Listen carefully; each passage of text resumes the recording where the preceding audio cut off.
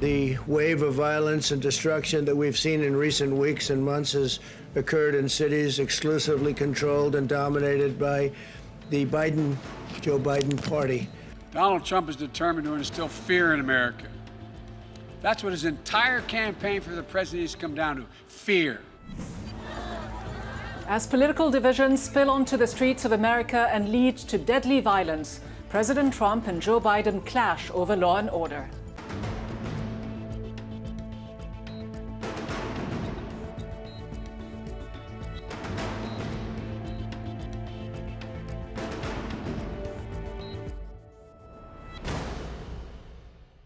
Hello and welcome to the program. I'm Ghida Fakhry.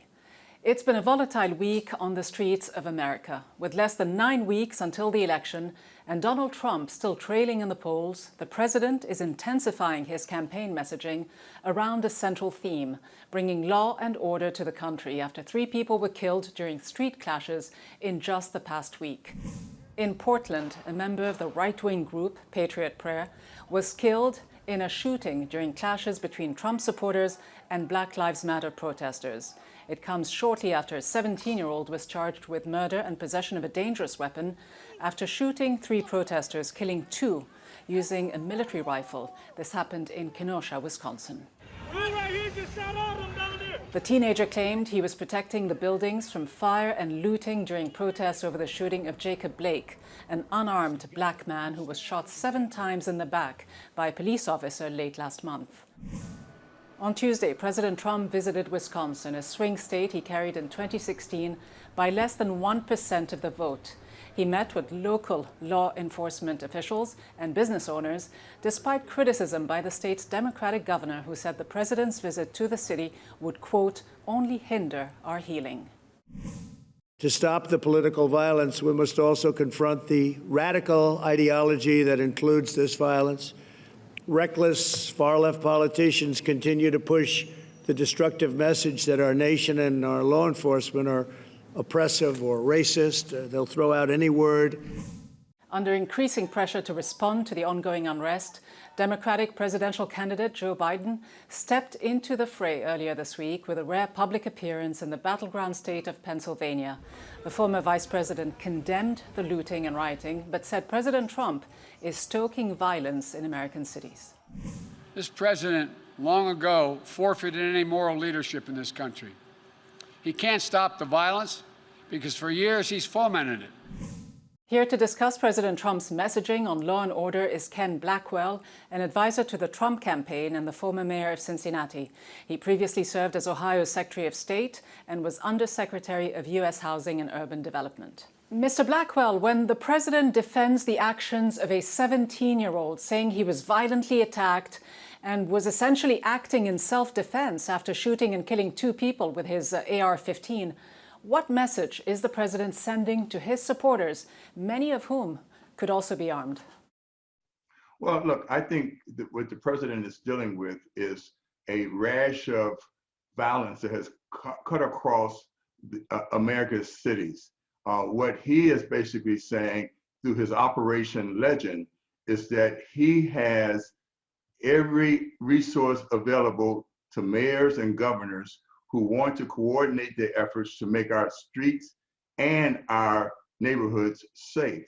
And so I think that's his dominant message, is that he understands that his first obligation as president of the United States is the nation's security, and he has an obligation to work closely with governors and mayors to make sure local communities are safe and as violent-proof as possible. But is that what the message is, Mr. Blackwell? Because we're talking about someone who was charged with murder in the incident in Kenosha, Wisconsin, not someone who is under investigation, yet this is how the president chose to weigh in. We're looking at all of it. That was an interesting situation. You saw the same tape as I saw, and he was trying to get away from them, I guess, it looks like, and he fell, and then they very violently attacked him. And it was something that we're looking at right now, and it's under investigation. But I guess he was in very big trouble. He would have been. He probably would have been killed. But it's under investigation. Trump defended these actions, but he also praised some of the people involved in other acts of violence, calling them great patriots, while referring to protesters in Washington, D.C. as disgraceful anarchists. Why won't the president condemn his supporters for resorting to violence, for acting essentially like armed militias? I think the president and the Justice Department, if you go back to what really ignited this current 90-day rash of violence across our American cities, was George Floyd's killing. What the president said at that time was that it was very important that we investigate that shooting, that we be very transparent, and that we make sure that we were rooting out of our police departments across the nation those bad actors. The president in this case said it again, that one, he was waiting to in fact see what the circumstances were and what the folks on the ground concluded as being what— Does he have to wait to see, Mr. Blackwell? Does he need to wait to see? There isn't an ongoing investigation. In fact, this teenager was charged with murder. This is Biden condemning the violence. Rioting is not protesting. Looting is not protesting. Setting fires is not protesting. None of this is protesting. It's lawlessness, plain and simple. And those who do it should be prosecuted. Violence will not bring change. It'll only bring destruction. I think it's very clear. If you look at the president's record, the president has in fact sided with safety forces, not mobs. And that's very clear. I think you have to have the imagination of Walt Disney to think that this president is on the side of lawlessness and wanton violence. This president has in fact been very forthright in saying that the first obligation of local, state, and federal governments is to make sure that our environments are safe.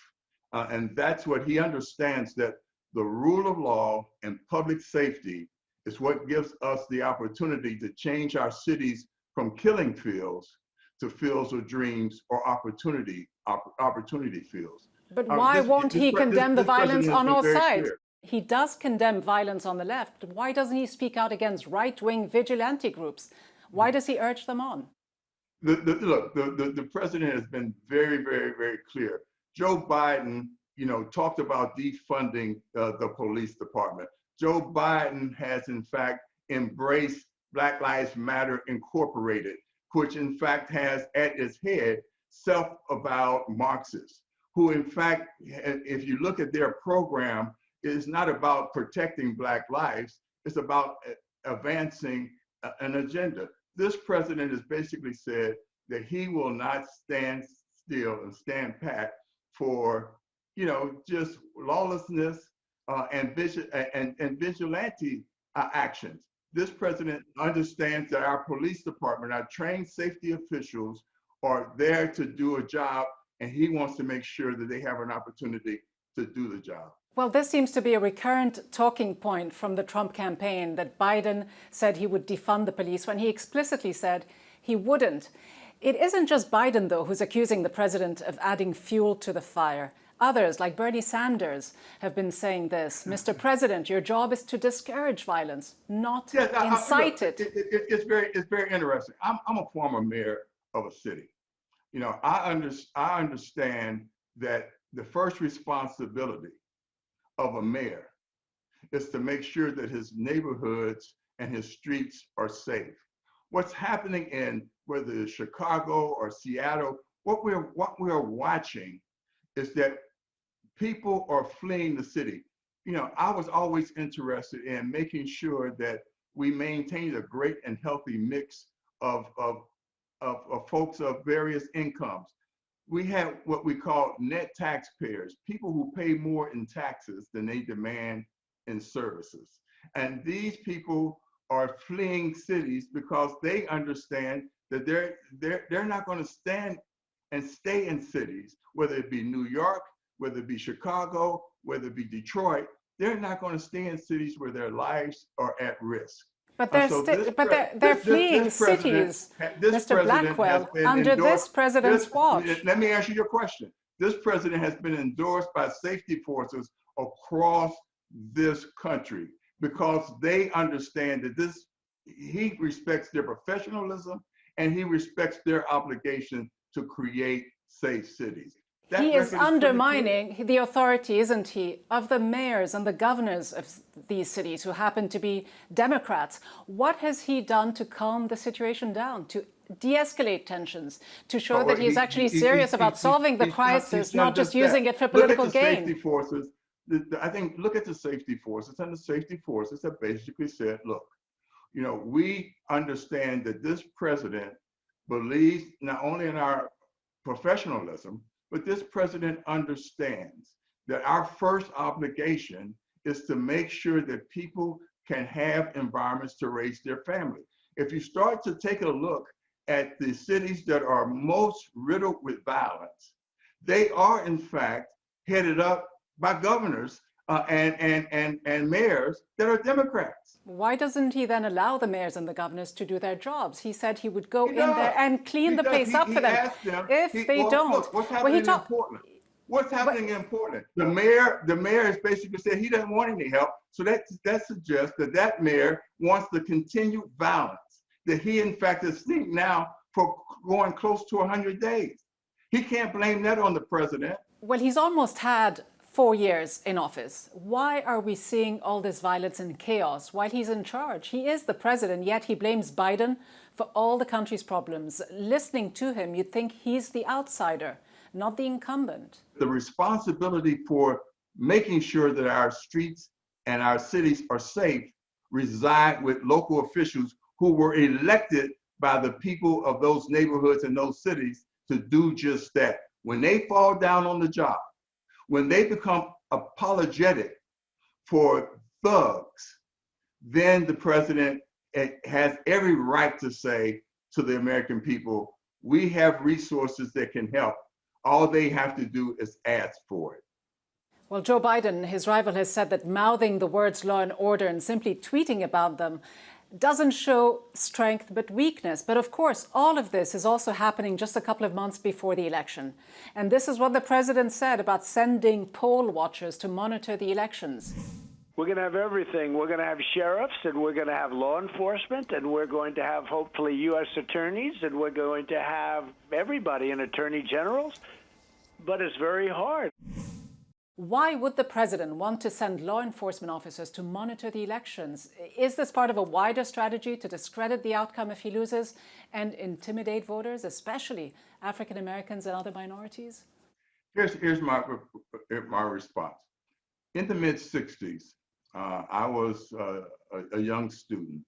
Dr. Martin Luther King said Americans at that time had a choice. They could choose chaos or they could choose community. I would suggest that today, this next 63 days, 62 days, Americans have a choice. They can choose chaos or they can choose community. If they choose community, what they understand is that everything has to be safe. You cannot have violence in the streets. You cannot have the destruction of property. And the threatening of people, what we have seen happen with members of Congress and the Senate. What he is basically saying is that we will have very transparent and safe polling places where the integrity of the election will in fact not be questioned because it has been disrupted and chaotic. That's pure and simple. That's the responsibility. That's the responsibility of election officials. As a former Secretary of State, I understand that what you have to make sure is that voting takes place in a safe environment, not what you see on the cameras tonight or last night in too many cities in America. Not when you see members of Congress, elected leaders being threatened and their wives and their spouses being threatened by mobs on the street. You have to send a message out that that's not going to carry the day in America. Ken Blackwell, former Ohio Secretary of State and member of the advisory board of the Trump-Pence 2020 campaign, thank you so much for being with us. Thank you. The campaign rhetoric is heating up ahead of the November election, with voting beginning over the next 2 weeks in several states, including North Carolina, Alabama, and Kentucky. This means voters could be choosing their candidate well before the first presidential debate on September 29th. As mail-in voting becomes a preferred option for many Americans during the pandemic, more than 50% say they will vote early, either in person or by mail. With an extended voting period and likely delayed results, as states count the ballots, will Americans trust the election results? According to a poll released this week, 57% of Americans say they are not confident that the election will be conducted fairly, while 41% say they have some level of confidence in the election's fairness. That's a 2-point decline in confidence from August. So has Trump succeeded in sowing doubt in the integrity of the election, and can Americans regain trust in their electoral system? I'm joined by David Daley, author of Unrigged: How Americans Are Battling Back to Save Democracy. David Daley, a lot of what we are hearing President Trump say today, we actually heard him say in the lead up to the 2016 election. He said back then that the election would be rigged against him and even suggested that he might not accept the result. He also called on his supporters to stand watch at polling places in, quote, certain areas. You fast forward to 2020 and it all sounds conspicuously familiar, doesn't it? You're absolutely right. We are in many ways in the same place we were in 2016 with this talk of a rigged election, except it's been ratcheted up by the fact that we are trying to pull off something really, really hard. We're trying to do traditional in-person voting in the middle of a pandemic while also creating an entirely new vote by mail structure. And so everything the president is saying about rigged elections, he is also trying to undercut the ability for people to have faith and vote by mail. What we're seeing, I think, is really a concerted effort to undermine the legitimacy of this election before it happens, and the very real possibility that the President of the United States might simply declare victory on election night off of incomplete results, or throw this into the courts for weeks and weeks after Election Day. But before Election Day, what do you make of President Trump actually saying that he might send law enforcement officers and even service members in military uniform to polling stations on Election Day? It is making Democrats on the Hill nervous about the military being used for political purposes. I mean, does he have the authority to send active duty troops to polling stations? This is extraordinarily dangerous. The Republican National Committee has been operating under a consent decree since 1982. They've not been able to do the kind of poll watching that Republicans are going to do this year for the last 3 decades. So when the president is talking about sending armed military members and poll watchers, you are going to see a Republican effort this year that could cost as much as $20 million that they're going to invest in trying to intimidate people at the polls. And we all know the kind of intimidation this is going to be. This is going to be based at keeping communities of color, Black voters, Latino voters from being confident and comfortable as they're voting. Essentially what Democrats call voter suppressions. Democrats are also getting anxious about, as you say, the day after the election and what comes next, that the president might not leave office voluntarily and that he might even rely on the military to hold on to power. In fact, 2 lawmakers wrote to the chairman of the Joint Chiefs of Staff and to the Secretary of Defense asking them to address their concerns over the U.S. military being used in polling places. This is how General Milley, the chairman of the Joint Chiefs, responded. He wrote, "The Constitution and laws of the U.S. and the states establish procedures for carrying out elections and for resolving disputes over the outcome of elections. I do not see the U.S. military as part of this process." But just how well-founded are these concerns? I think we have never seen an election like this, perhaps in our history, certainly in our modern history. You'd have to go back to the late 1800s to find an election that has been disputed in exactly this way, and where there's the possibility for the constitutional processes just kind of going off the rails. What we're realizing here is that so much of our constitutional procedures rely on unwritten rules. They rely on norms of behavior.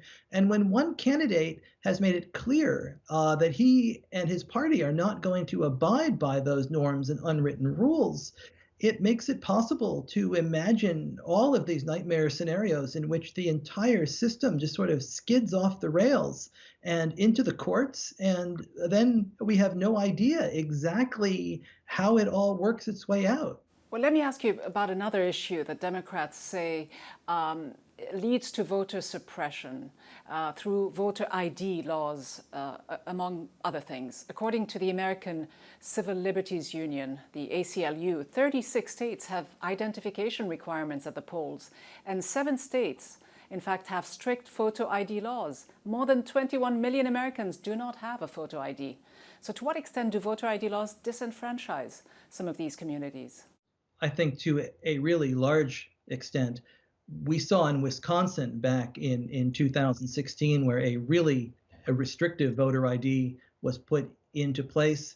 It has been said that as many as 300,000 voters in Wisconsin could not vote because even though they were registered, they lacked the proper identification.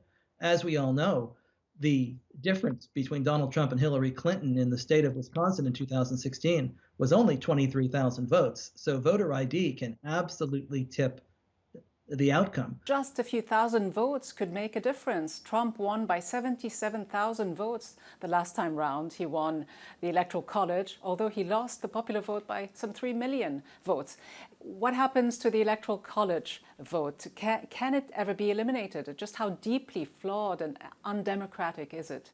Oh, it's certainly a deeply flawed and anti-democratic system. What we are seeing now, is that twice now this century there's been a disconnect between the Electoral College and the popular vote, 2000 and 2016. You are in a position right now in which nobody is really talking about whether Donald Trump can win the popular vote. It's just whether he can pull the same sort of inside straight again and win the Electoral College vote. This was not why the Electoral College system was put into place. Why was it put in place? It's part of the U.S. Constitution. That's exactly right. And if you have 3 outcomes over the span of 20 years in which there is a disconnect between the popular vote winner and the Electoral College winner, it is going to trigger the kind of crisis of legitimacy here that I don't think we have seen in this nation for years dating back to the Civil War. But what do you say to proponents of the Electoral College who say that the system requires that candidates appeal to voters outside large cities, that it increases the political influence of small states and actually preserves the 2-party system? They're not actually doing that right now. Under the Electoral College system, you essentially have 3 or 4 swing states that are all that matter. It's not as if any of these candidates are campaigning in Wyoming or Nebraska right now. Essentially what the Electoral College does is it reduces the entire campaign down to 4 or 5 swing states, and it eliminates everyone else's voice from actually mattering. If you're in Massachusetts like I am, which is a very blue state, if you're in Oklahoma, which is a very red state, you aren't going to actually see any of these candidates, and it's kind of a fait accompli. If you did a national popular vote, everybody's vote in the cities, in the rural areas, in large states, in small states counts equally. All right, David Daly, Senior Fellow at Fair Vote, thanks very much for your insights. A pleasure. Thanks for having me.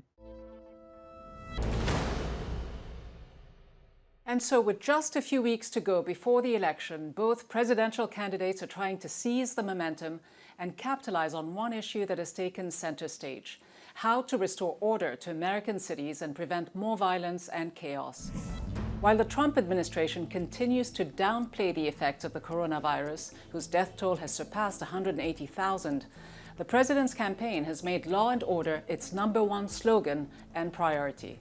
His Democratic rival Joe Biden has reluctantly followed Trump's lead by focusing on this issue as he tries to maintain his edge in the polls and defend himself against the president's accusations that he is weak on crime and a puppet of the radical left.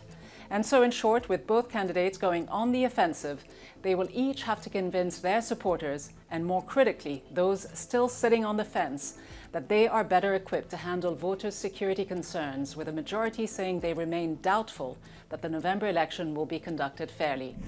And so in the end, the choice in this election could ultimately boil down to what Trump warned about in his inauguration speech in January 2017, when he vowed to stop what he called the American carnage right here and right now.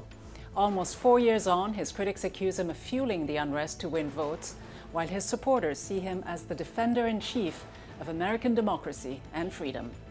Let us know what you think. From me and the team here in Washington, thanks for watching.